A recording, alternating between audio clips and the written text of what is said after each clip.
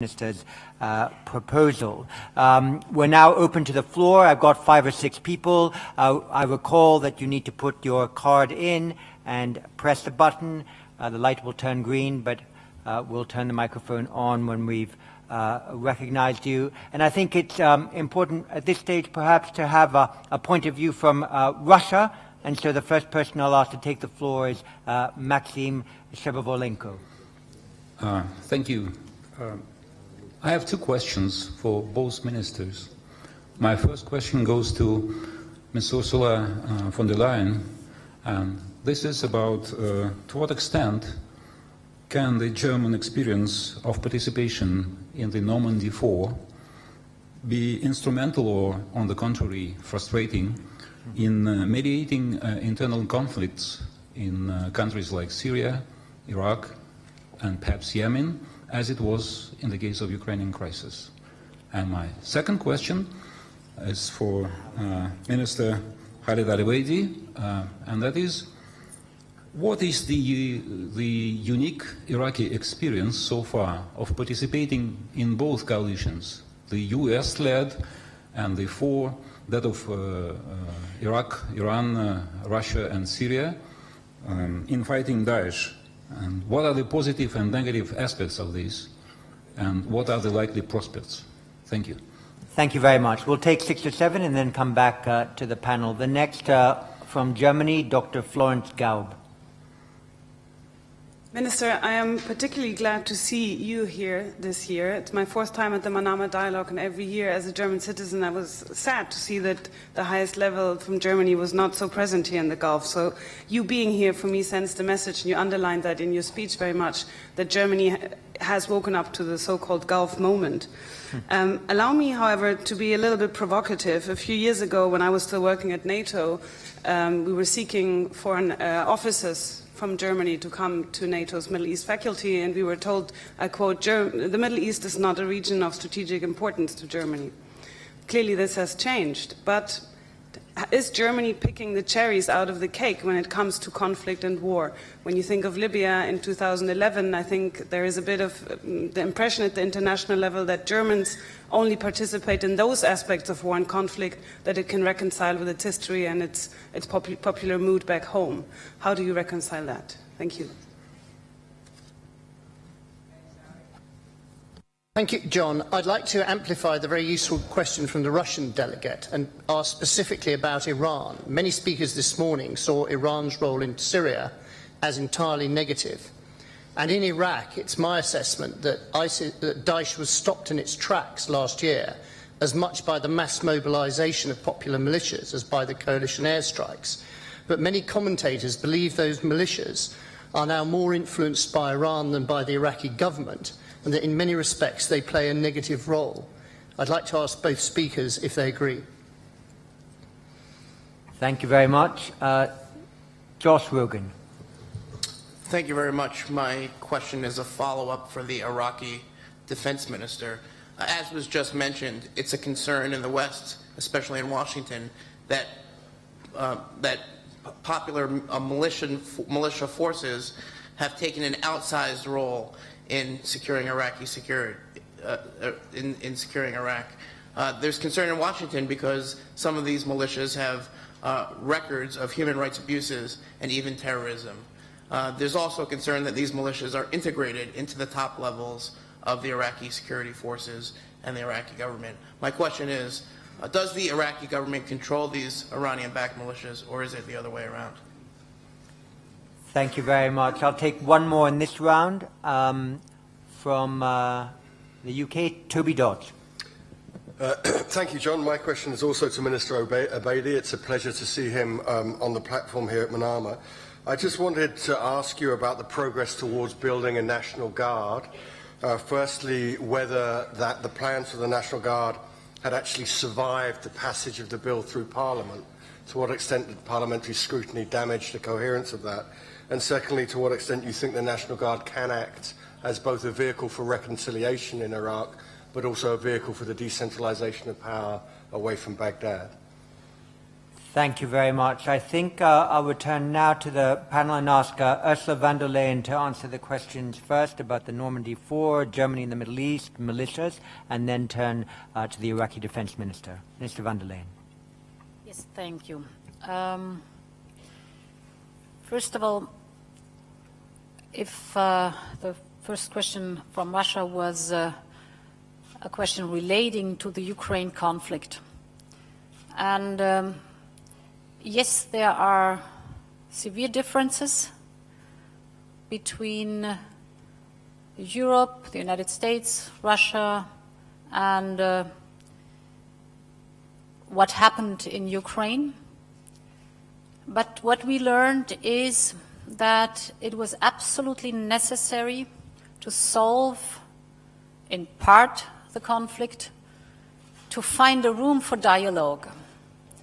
And while finding a room where everybody could sit down at the table and start a dialogue to solve the conflict, which is the Minsk agreement, basically, this was the first step to have an improvement in that very difficult situation. This does not mean that everything is resolved so far, but we learned from that process that even if you have completely different attitudes towards specific topics, like the annexation of Crimea, for example, where we are totally different in our approaches, whether it is a right to violate international law or not, and how the historical relations have been. We were able to sit down at a negotiation table and to have the Minsk agreement and now to work through that Minsk agreement. And having that in mind, I think this might be a way to approach the humongous problems in the region Syria and Iraq.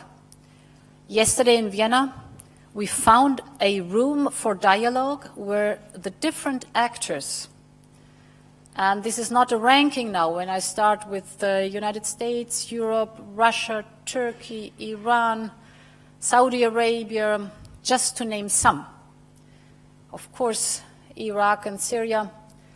If we find a room for dialogue where we can sit down, put the problems on the table, get them in a certain order, and start to talk about how to find a solution for the region.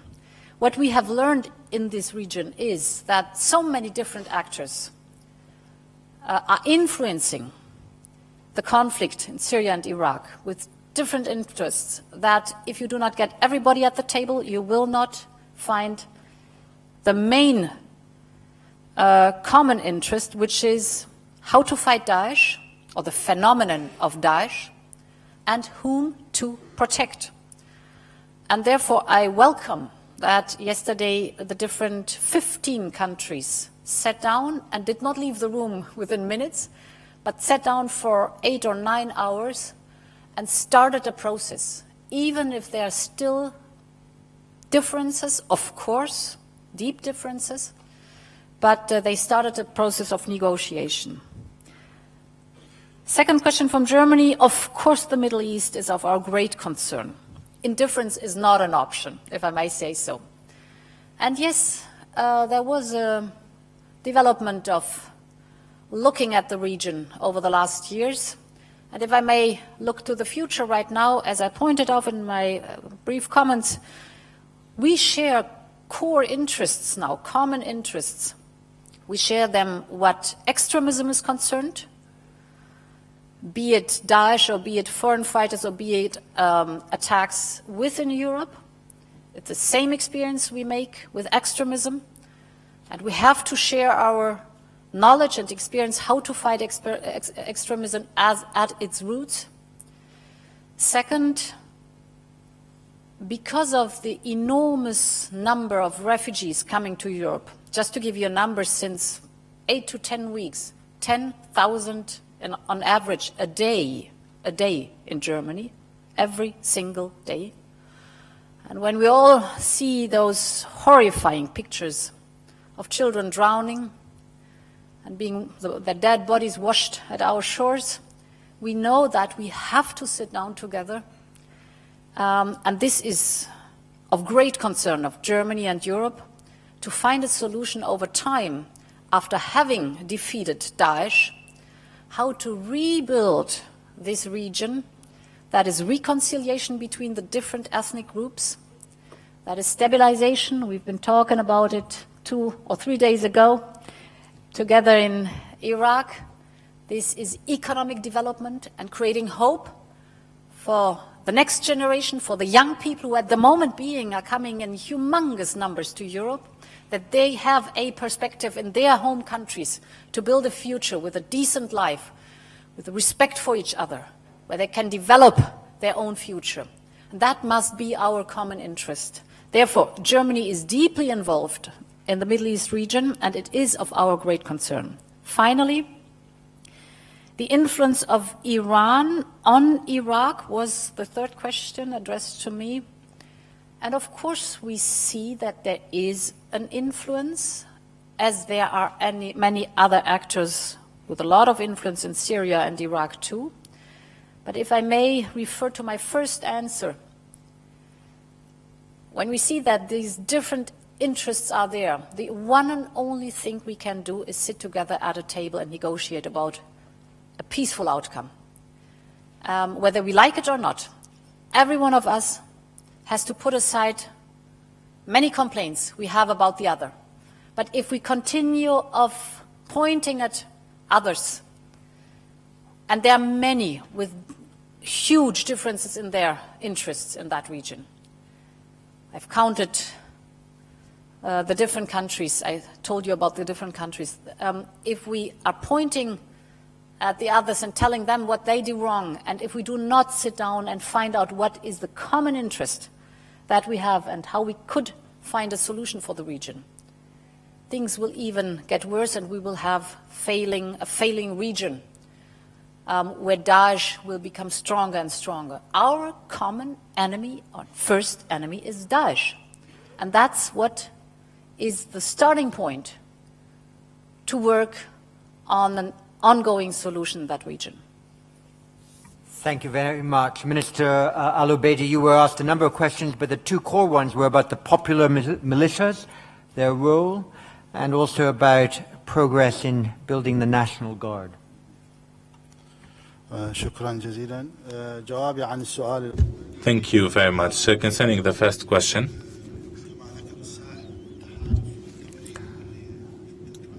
about the US-led coalition and what was deemed as the Russian coalition, whereas in reality it is not a coalition. It was described as a coalition by the speaker. However, it's rather a cell of cooperation and intelligence sharing that could contribute to offering much-needed information to the Iraqi government, which will have a great impact on targeting the different terrorist groups in Iraq and Syria.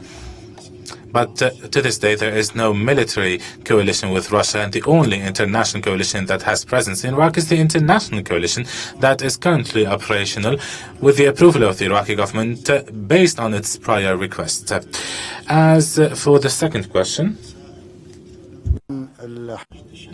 you have talked about the popular support. I think that there is a confusion between popular militias and popular leagues or popular forces. So the popular forces are governmental entities related to the Iraqi Prime Minister. They have a budget, an independent budget of the government, and they work in cooperation with the Iraqi military and military forces. They have offered a lot of sacrifices, and they have offered their support to the Iraqi military.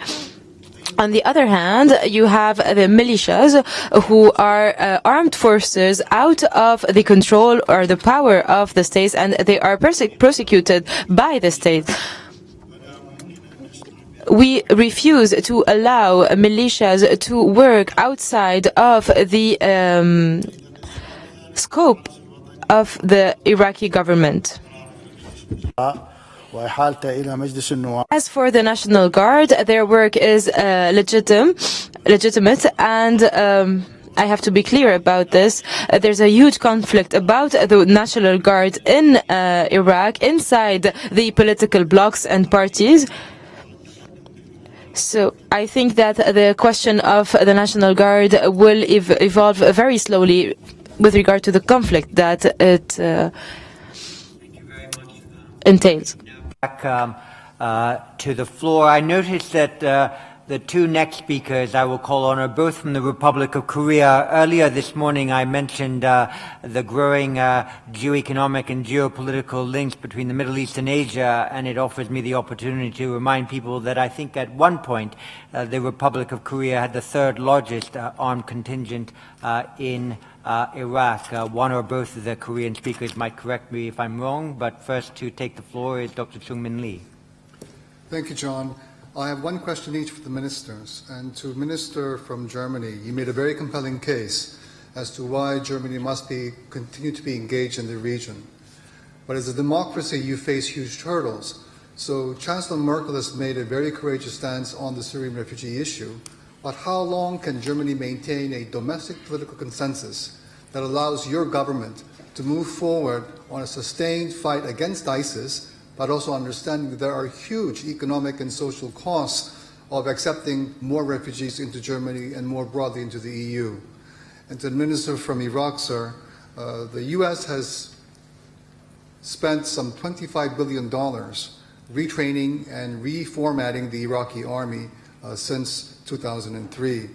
And with all due respect from the outside looking in, the Iraqi military has fought a very good war so far, but there are deep doubts as to how long you can continue the capacity building in the Iraqi military. So without foreign assistance, how can you assure the audience that the Iraqi military will be able to fight and to restore order in Iraq? Thank you. Thank you. And next, Hee Chung-kwong. Thank you, Mr. Chairman. We have once had maintained the third largest army contingent in Iraq immediately after the U.S. invasion of Iraq in 2003. For a few years, we were there, but by the end of 2010, by that time, we have withdrawn completely from Iraq. Today, we are not participating in our combat against Daesh militarily, but from the humanitarian perspective, we've been contributing a lot of financial resources to the refugees and to the Iraqi government. Minister Obeidi just highlighted the importance of tackling the root causes in the fight against the Daesh in a multifaceted manner, not only militarily, but also socially, economically, ideologically. Minister, you did mention another important tool to combat Daesh, which is a political one. Reconciling Shia, Sunni, and other minority communities in Iraq cannot be overemphasized in discouraging these communal supports for Daesh. So what would you say, what would you tell us about the current status of the political reform in your country? Separately, do you share your thoughts of any plan to perhaps request Russia to carry out airstrikes against Daesh targets in Iraq? Thank you. Thank you very much. And next from the UK, Zaid Belbaji. Thank you, Sir John. The question is with regards to this conflict in particular, and the reality is that these conflicts against extremism are cyclical. This is addressed to both speakers. There is no doubt that the key political pressure points directly contribute to the growth of extremism and thereby conflicts against extremism.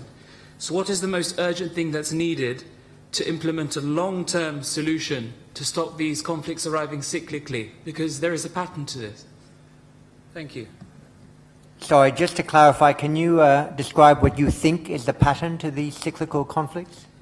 That key political crises and pressure points cause these groups and cults like Daesh to exist, and thereby conflicts and coalitions that are needed to sort them. It's happened time and time again. Thank you. From Bahrain, Dr. Yusuf Mashal. Thank you, Mr. Chairman. My question could be for both speakers. And in the past few weeks, the geopolitics has changed in the area. What are the possible solutions you would see to the Iraqi and Syrian conflicts? Would you see actually a change in a change in the geopolitics calculus in the Middle East? And to what extent the change that happened with the Russian in Syria, it has undermined the U.S. influence in the area? Thank you.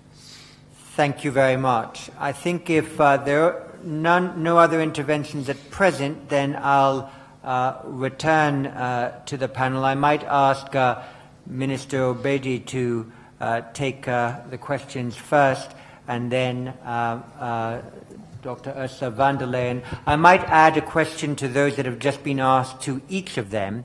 Could I ask each of them, additionally, if they might give their own perspective on what they think Russian strategy now is, not just in Syria, but generally in the region?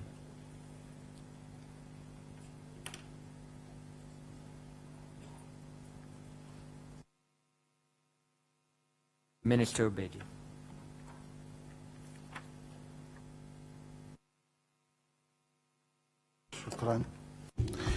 Thank you.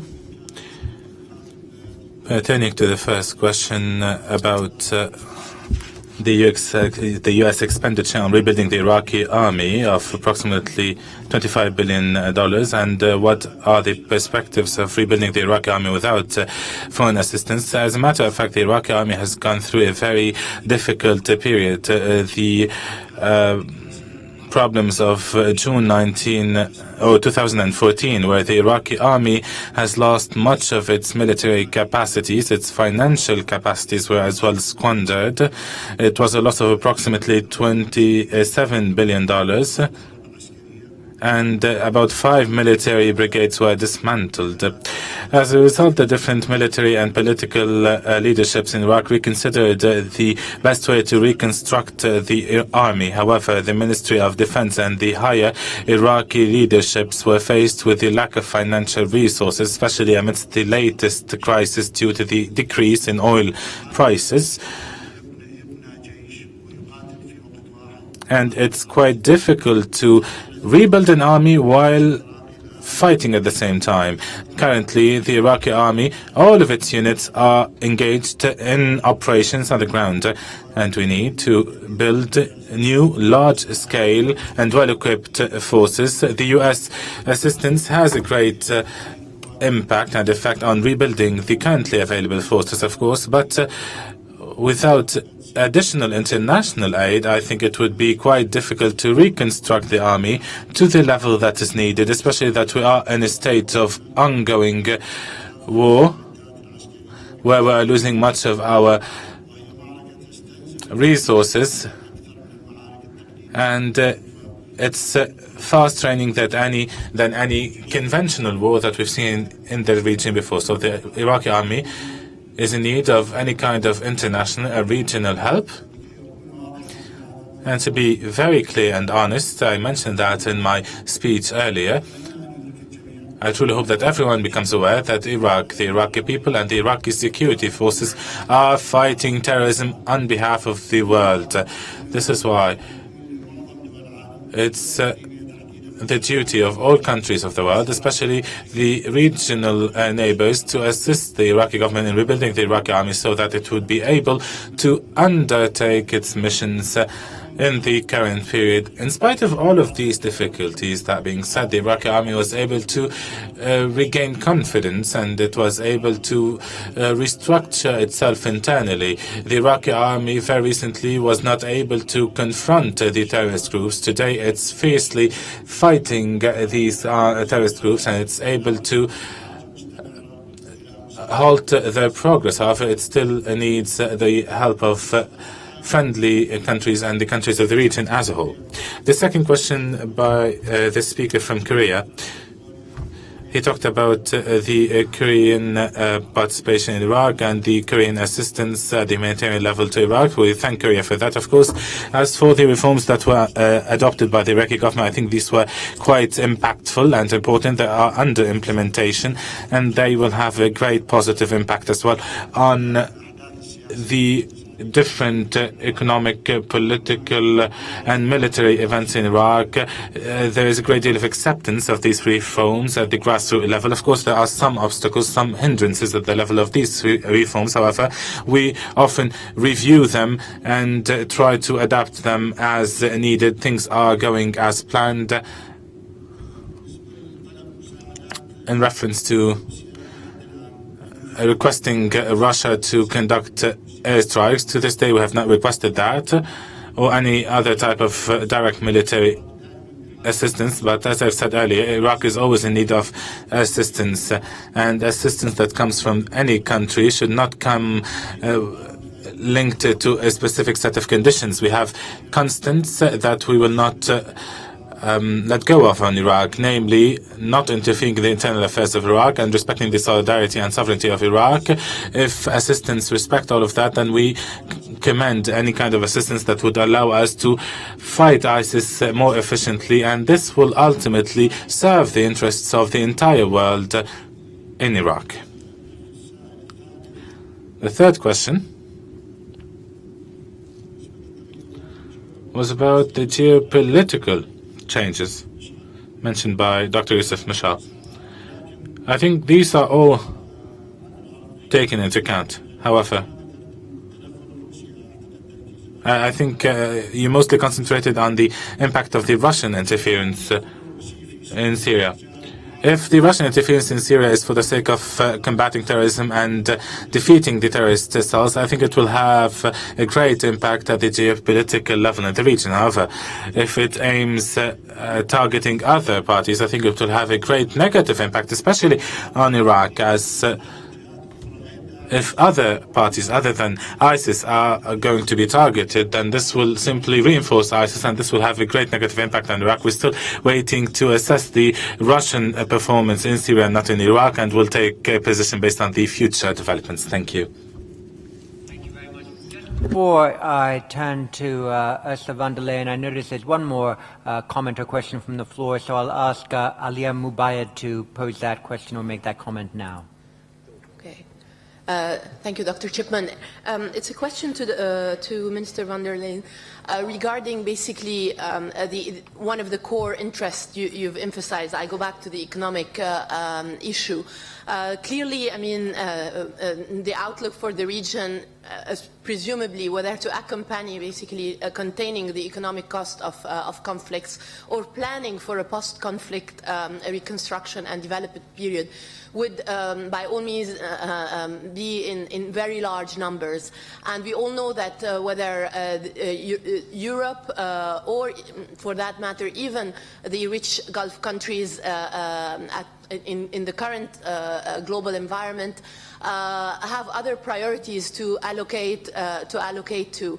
And at the same time, the international organization, whether the World Bank and the IMF, have actually, to say the least, have fallen below, far behind in terms of their role in supporting the region, whether through the Arab Spring or in this period of conflict. So my question to you, given that Germany is a major stakeholder of these international institutions in particular, whether you have any particular, and as part of this strategy that you've outlined, whether you have anything to share with us on how you think these international organizations, and particularly the World Bank and the IMF, should, if at all, change their approach to doing business and supporting economic prosperity and development in the region, away from conditionality and a greater understanding of the political economy and security dimension and their implication on economic development in the future.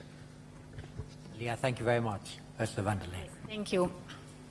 The first question was about the refugee crisis in Europe and question whether how the social and economic costs are being carried by Germany and the fight against Daesh we're engaged in. Let me start with the last part. As you know, we joined from the very beginning on the coalition against terror, and we have divided our work and our fight against Daesh in different tasks. And Germany took over the task to support northern Iraq, the Kurds, the Peshmerga, and lately we have a growing cooperation with the central government. Focusing on the Peshmerga and the Kurds was a double approach, or is a double approach. On one hand, we are providing them with arms, but we are also training the troops, which show to be a very constructive way to help in the region, because the Peshmerga then were able not only to defend themselves but also to fight back Daesh. That was the first time that there was a strong defeat of Daesh, and to show that they are able to win back territory.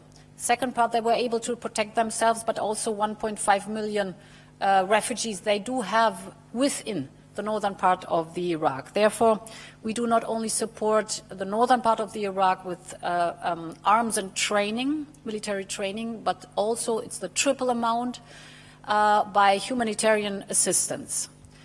And by showing that the country is able, with the right amount of support and with strategic patience, to take over its own security, again, the responsibility for security is, in my view, the right approach to the problem. Second, if we look at, you said social and economic costs of the refugee coming to Germany, to Europe, let me just say a few words before I come to the cost part. We have written down in our constitution that the very first article in our constitution is that human dignity is inviolable, and a little bit later it says persons persecuted out of political reasons have to be given shelter, and this is also true for people who flee terror, war, or civil war.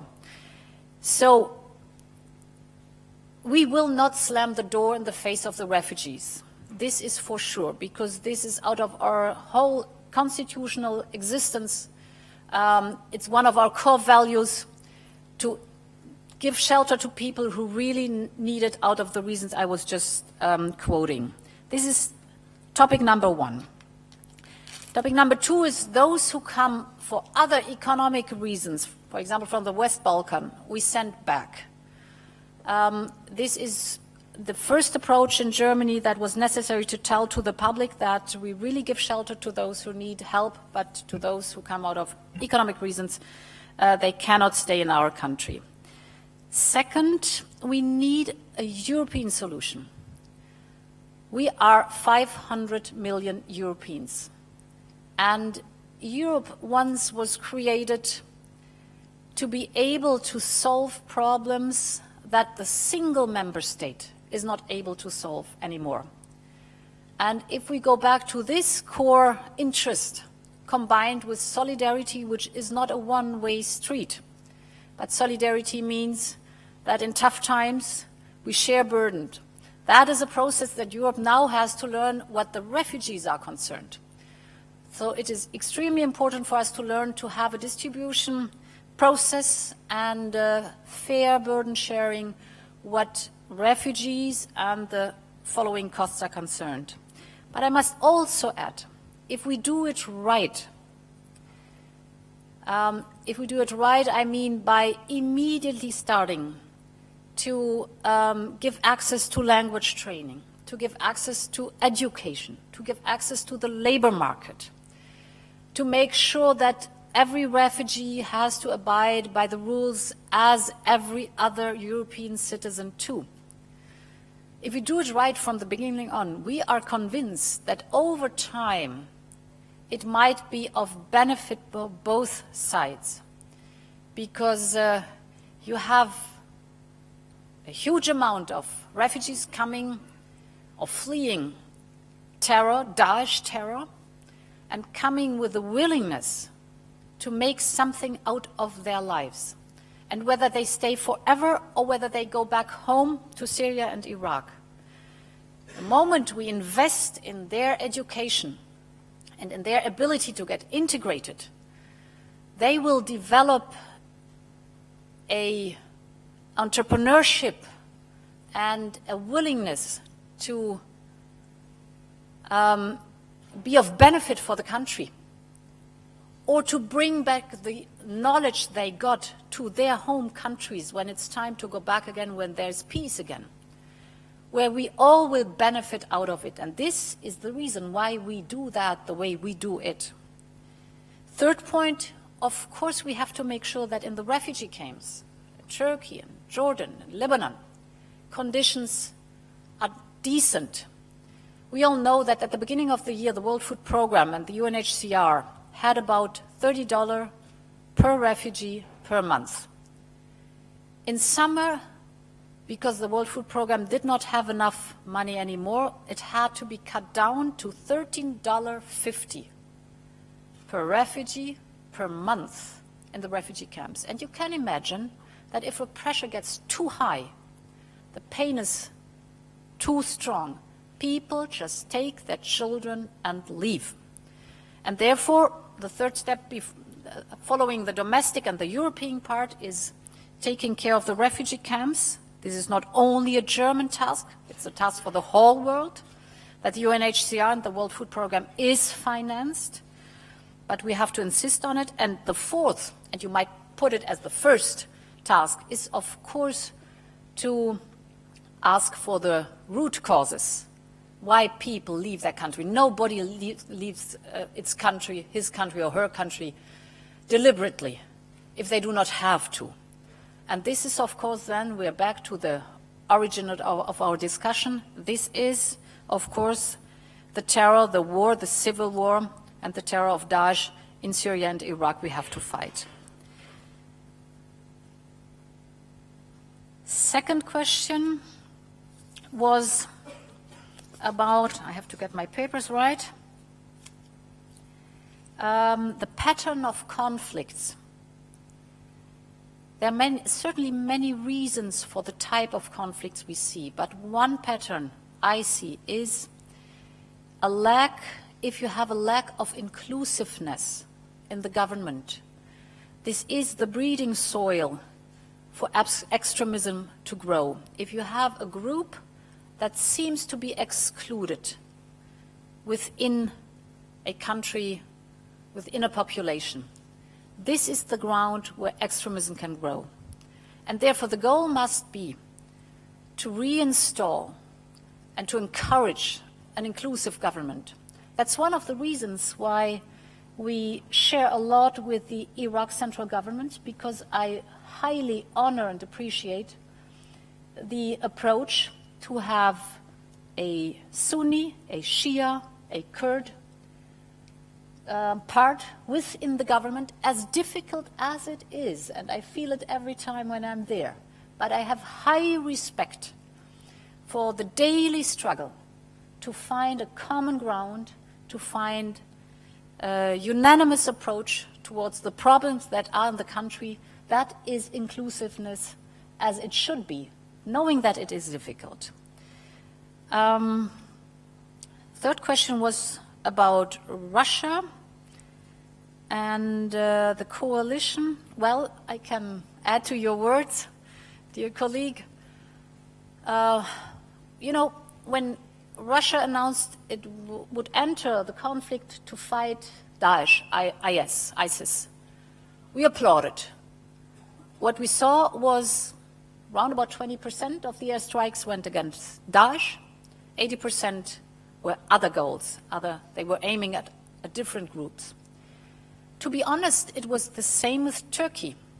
When Turkey announced that they would enter the fight against ISIS, we applauded.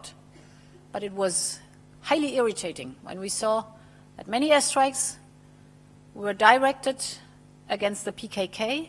I do not take the part of the PKK because the PKK has a extremist branch that was violently attacking Turkish soldiers, but still we need to find a minimal consensus whom to fight and whom to protect in that region. I can only repeat that. And then to end that thought, of course there is, I think, in the Russian strategy, in the region, of course, part is power projection. There's a strong part of having influence, taking influence, and keeping influence, Latakia. But there is also the fear of Daesh, because this kind of extremism is a strong threat for Russia and in Russia too. So if we keep that in mind, we might find an approach how to communicate with each other.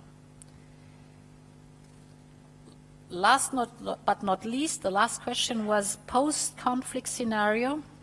I cannot speak for the IMF, but when I started to say we need, or when we see the source for these conflicts, the pattern behind it is often a lack of an inclusive government. Well, the second source for these conflicts is poverty, unemployment, frustration, not having part in developing the country. So the post-conflict scenario will have two main tasks. The one is, of course, allocate money to rebuild the economy, to have jobs, to have access to education, to have access to prosperity, because everyone in the room knows that prosperity is the precondition for security, and security is the precondition for prosperity. So those two things, if we invest in this area, it's a good investment because we get peace and stability out of it. And the second task that we will face is reconciliation. We have been talking with your president, Massoum, about the day after you fought, or you were able to get a city back from Daesh. The day after, the real work begins, because it's the work of reconciliation. There have been enormous conflicts between neighbors when Daesh entered the scene. There has been betrayal. There is a huge amount of revenge in the room. And we know from our history what it means. If after a long time you have a reconciliation again, you have to work a lot on moderation, on saying aloud what happened, not hiding it, but then trying not to deepen the wounds, but to find a common road for the future.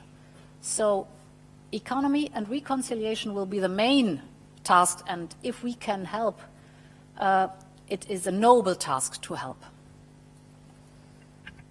Well, thank you very much indeed. I think in the last hour and 15 minutes we've heard superb analysis, strong strategic thinking, clear policy statements, and I think also a great expression of political leadership. So if it is sometimes difficult to create a sense of optimism out of the tragedies and challenges that this region confronts, I think the bold leadership that both of our speakers this afternoon have sought to give expression to gives us some hope for the future, if that kind of leadership is the type that governs the way in which nations, states, and alliances operate. We've had a very full day. We began at 9. We're finishing at 5:15, as I promised. I want to thank you all for a very invigorating day, and I hope that all of you will thank our two speakers for their splendid contributions to our debate.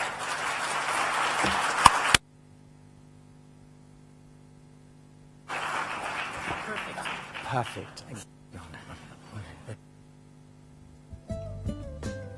Could I remind everybody that we convene tomorrow morning at 9:30 for 4 special sessions on the future of Yemen, GCC defense posture and external powers, stabilizing weak states, the role of political Islamism, and then we have a 5th plenary session on managing conflict spillover. So have a good dinner, rest well tonight,